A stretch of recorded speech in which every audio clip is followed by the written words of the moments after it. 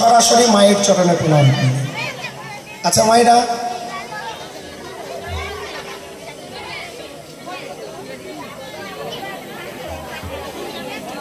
মায়েরা, ধরে নিন আপনাদের ছেলেমেয়েরা যদি আপনাদের পায়ে হাত দিয়ে প্রণাম করে, আপনারা কি আশীর্বাদ করবেন? হ্যাঁ, 60 ভালো থাকো, এত পর্যন্তই। আর বরঞ্চ বেশি কিছু হলে বাবা ইঞ্জিনিয়ার হও, ব্যারিস্টার হও, ভালো থাক, সুস্থ থাক, বড় মানুষ থাক, এইটুকু, তাই তো? বেশি কিছু হলে হাই হলে এত ভালো হয়, কিন্তু এরপরে আর কিছু হয় না। কিন্তু শচী ঠাকুরানী যে মাত্র নিমাইয়ের চরণে প্রণাম করেছে, শচী ঠাকুরানী কি বললেন দেখুন, ভগবানের প্রত্যেকটা লীলার পেছনে কিন্তু একটা করে জীব শিক্ষা রয়েছে, তাই না? এই যে ভগবান মায়ের চরণে এসে প্রণাম করলেন, প্রতি উত্তরে শচী মাতা কি আশীর্বাদ করলেন? যেই মাত্র প্রণাম করে নিমাই উঠে দাঁড়িয়েছে, শচী মা বলছে, বাপ তুই তো আমায় প্রণাম করলি, তোকে আর কি আশীর্বাদ করবো বাবা, দেবার মতন তো কিছুই নাই, তবে তোকে আমি এই আশীর্বাদ করি, যেন কৃষ্ণ পদে হয় গোমতী, কৃষ্ণ পদে হয় গোমতী, কৃষ্ণ চরণে যেন তোমার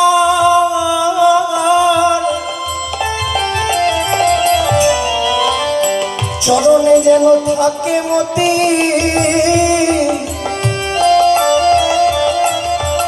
কৃষ্ণ পদে তোমার হয় গোমতী, কৃষ্ণ চরণে যেন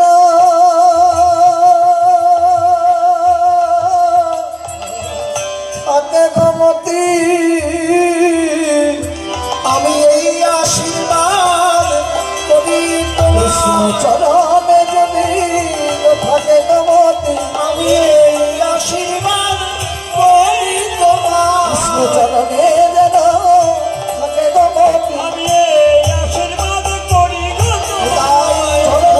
থাকে গোমতী, আশীর্বাদ করি চরণে যেন থাকে গোমতী, কৃষ্ণ চরণে যেন থাকে মতি, আমার জননী চরণে আসি প্রণব করি, আমার জননী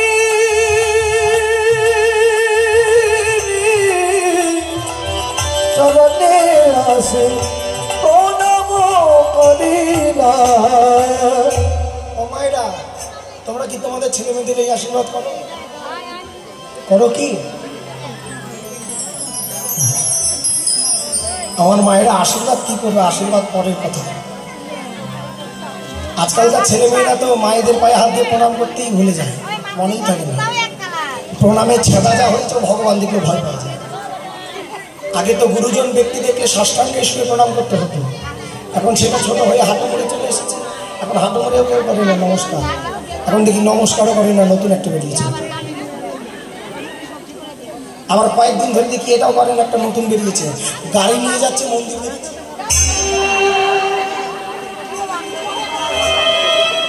এই তো হয়েছে প্রণামের দশা, এই তো দাঁড়িয়েছে প্রণামের দশা। ও মায়েরা, তোমাদের একটা কথা বলি, ছেলে মেয়েকে ইঞ্জিনিয়ার বানাও, ব্যারিস্টার বানাও, উকিল বানাও, বড় বিজ্ঞানী বানাও, তাতে কোনো দুঃখ নাই, কারণ এইগুলোর প্রয়োজন আমাদের দেশে অবশ্যই রয়েছে। দেখবেন যারা কলেজে বা 11-12 পড়ে, তাদের দেখবেন যে যতই সায়েন্স, আর্টস, কমার্স বেছে নিক না কেন, স্কুল থেকে কিন্তু 2টা সাবজেক্ট দেয়, যেটাকে বলে কম্পালসারি সাবজেক্ট, তাই না? একটা বাংলা আর একটা ইংরাজি, তাই তো? পাস করতেই হবে, মাঝে ফেল। এটা হচ্ছে কম্পালসারি সাবজেক্ট। সে আপনি আর্টস নিয়েও থাকবে, কমার্স নিয়েও থাকবে, সায়েন্স নিয়েও থাকবে। ঠিক তত আমাদের মানব জীবনে আপনারা ছেলে মেয়েদের ইঞ্জিনিয়ার বানান, ব্যারিস্টার বানান, যা খুশি তাই বানান, তাতে কোনো দুঃখ নাই। কিন্তু আমাদের প্রত্যেকটা ছেলে মেয়ের জীবনে একটা কম্পালসারি সাবজেক্ট আছে, যেটার নাম হচ্ছে ভক্তিরূপী সাবজেক্ট। এই ভক্তিরূপী সাবজেক্টটাই ছেলে মেয়েদের ভেদ করিয়ে দেবেন না।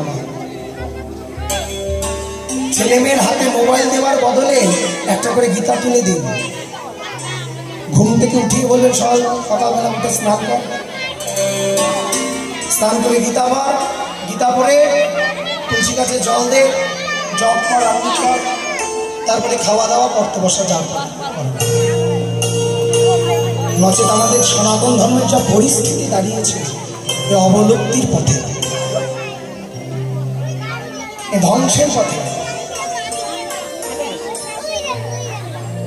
আমার মায়েদের বলছি, ছোট ছোট ছেলে মেয়েদের এখন থেকে এই শিক্ষাগুলো দিন, কারণ মাটি নরম থাকতে থাকতেই পুতুল তৈরি করতে হয়, মাটি শক্ত হয়ে গেলে আর পুতুল তৈরি করা যায় না। এই কথাটা একটু মাথায় রাখবেন। মায়েরা কি মাথায় রাখবে? আমার মায়েরাই এখন রিলস বানাতে ব্যস্ত। বাড়ির ছাদে গিয়ে সবাই খালি রিলস বানায় বিকেল বেলা করে। ছেলে মেয়েরা আর কি শিখবে বলুন? তা যাই হোক, সে আপনারা যা খুশি তাই করেন, তাতে আমার কোনো প্রয়োজন, দুঃখ নাই, কষ্টও নাই, তাতে আমি চক্ষুপাত করতে যাই না। কিন্তু আমার কথা একটাই, এই আমাদের ধর্মের প্রতি এবং আমাদের এই সম্প্রদায়ের প্রতি যাতে কোনো মানুষ আঙ্গুল তুলতে না পারে, সেই কারণে আমি এই কথাগুলো বলে নিই। চেষ্টা করবেন সন্তানদের এই শিক্ষাগুলো দেওয়ার। হ্যাঁ, আর যেই মাত্র প্রণাম করে উঠে দাঁড়িয়েছেন সচি ঠাকুরানীর পুত্র নিমাই, সঙ্গে সঙ্গে সচিমা নিমাইয়ের গায়ের দিকে তাকিয়ে দেখছে ছেলে শালা গায়ে ধুলো বাড়ি মাথা, মাটি মাথা। এই নরহরি, যাবার সময় তো তোরা আমার নিমাইকে ভালোই নিয়ে গেলি, তখন তো নিমাইয়ের গায়ে ধুলা ছিল না, নিমাইয়ের সারা গায়ে ধুলা লাগলো কেমন করে? মা, তোমার নিমাইয়ের গায়ে ধুলা লেগেছে কেমন করে জানো? মাগো, তোমার নিমাই আমাদের সঙ্গে করে গঙ্গার তীরে গিয়ে, গঙ্গার তীরে গিয়ে হরিনাম সংকীর্তন রূপী খেলায় মেতে ওঠে, খেলায় মেতেছে। আর খেলায় মেতে উঠতে উঠতে খেলার আনন্দটা যখন চরমে উঠে যায়, তখন তোমার নিমাই ওই গঙ্গার থেকে ধুলাই করে নিজে নিজেই গড়াগড়ি দেয়, নিজে নিজে গড়াগড়ি দেয়। নিতাই, এই নরহরি, আমার নিমাই যখন নিজে নিজেই গড়াগড়ি দেয়, তখন তোরা গিয়ে ধরতে পারিস না নিমাইকে? এই কথা শ্রবণ করে নরহরি বলে, মা, তুমি কি মনে করেছো আমরা তোমার নিমাইকে ধরতে যাই না? আমরা তোমার নিমাইকে ধরতে যাই, কিন্তু ধরার পরে কি হয় জানো? নিমাইরে যেই জন ধরে সেই তো পারে, নিমাইরে যেই জন ধরে সেই তো পারে, তবে যে জন ধরে সেই তো পারে, নিমাইকে যে জন ধরে সেই তো পারে, সে তো আর ফিরে আর তো ফিরে আসে না। মাগো হরি নামে আর তো ফিরে আসে না। মাগো হরি নামে আর তো ফিরে আসে না। হরি নামে তো ফিরে আসে না। হরি নামে আর তো ফিরে আসে না।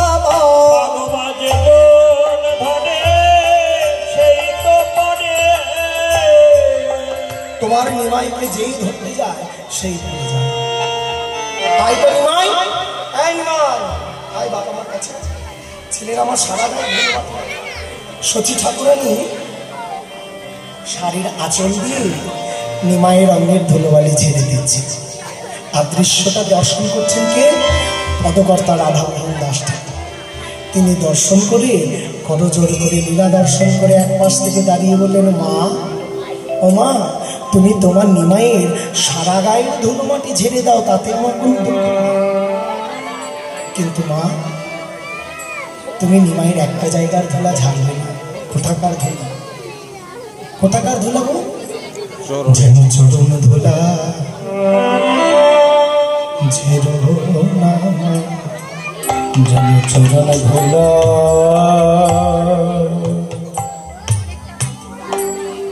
ঝেড়ো না ঝেড়ো তুমি চরণ ধুলা ঝেড়ো না যেন চরণ ধুলা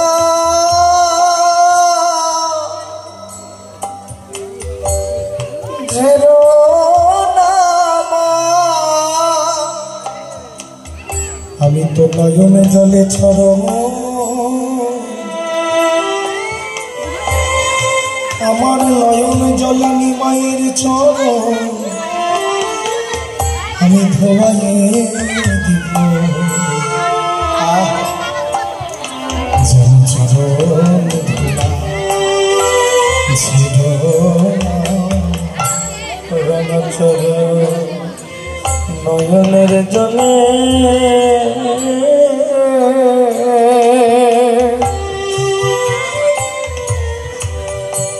ও গনিমা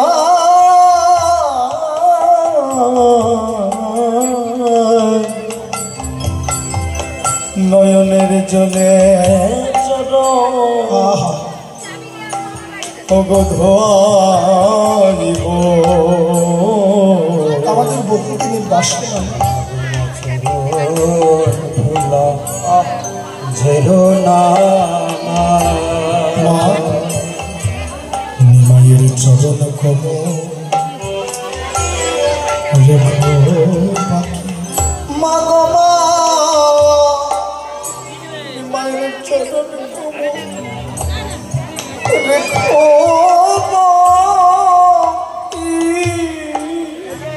তুমি সেই দিন দিও আমার সেদিন দিও আমার তোমার চরণ কোন দিন যেদিন প্রাণ যাবে আমার এই দেহ ছাড়ি প্রভু গো সেই দিন দিও তোমার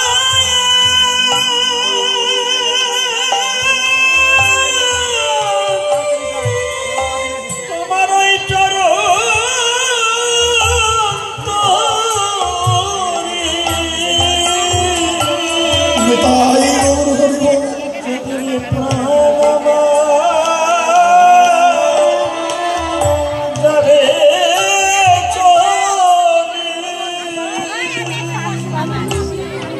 যেদিন প্রাণে যাবে আমার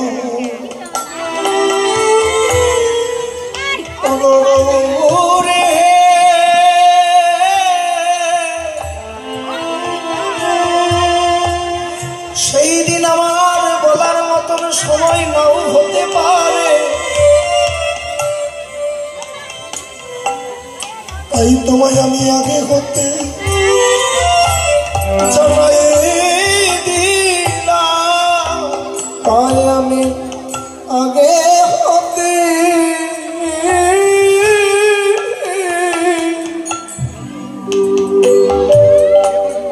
জানাই দিলাম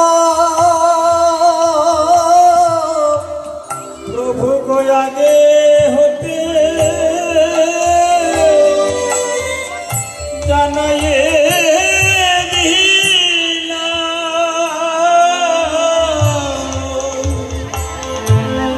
যেন অন্তিম কালে তোমার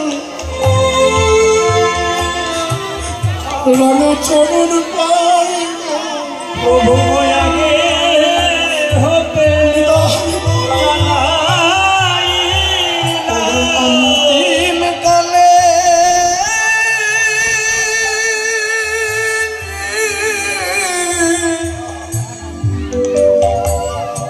তোমার চরণ পাবো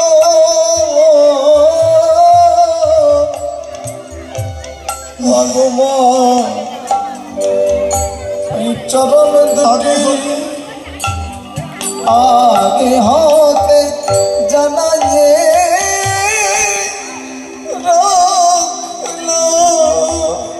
যেন তুমি আমায় তোমার ওই চরণে ছাড়া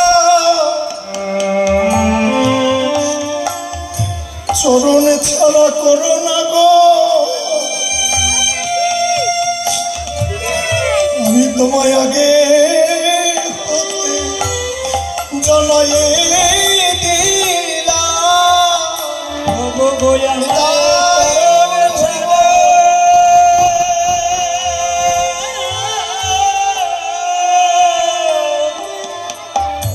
আমায় করো না গো, আমি আগে হতে তোমায় জানাই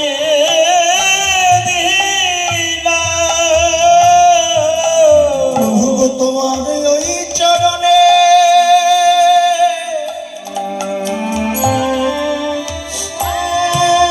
ওই চরণে দাসের এই মিনতি যেন তুমি সেদিন আমায় দিও না ফাঁকি। তোমার রাঙা চরণে দাসের এই মিনতি যেন সেদিন তুমি আমায় দিও না ফাঁকি। চরণে দাসে এই মিনতি প্রভু আগে হতে তোমায় জানাই রাখি। আমার আর বলার সময় হয় কি না, তোমার ওই চরণে এই মিনতি বলার সময় হয় কি না, আগে হতে জানাই তোমার বলার সময় হয় কি না হয়, আগে হতে জানাই রাখি। সেই চরণ কোমল রেখো বাকি।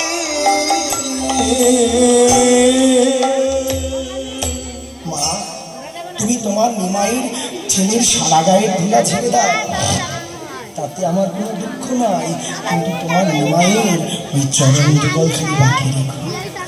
তাই আজ ধুলাইয়ে ধূসর অঙ্গ গত গত ভাষা ধুলায়ে ধূসর অঙ্গ গদ গদ আরে এটা ধাম পদ পদ তো হিয়া আরে রাধা মোহন পদ কর কহিয়া আমি কবে বা পাবো হে, আমি কবে বা পাবো হে, কবে বা পাবো হে কবে বা পাবো হে, তোমার ধুলা মাখা কোমল চরণ কবে বা পাবো হে, তোমার ধুলা মাখা কমল চরণ হইয়া সানিয়ে রইলাম বসে ধুলা মাখা আশানি রইলাম বসে, ধুলা মাখা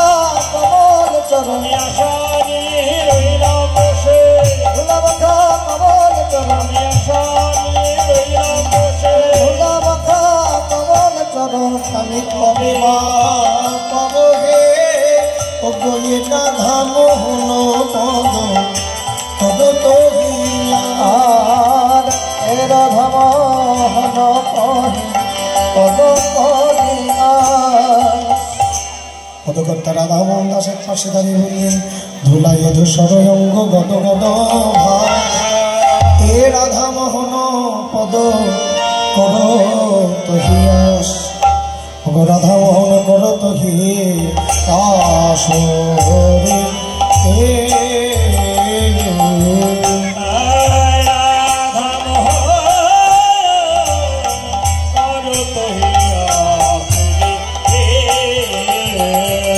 রাধামোহন পদ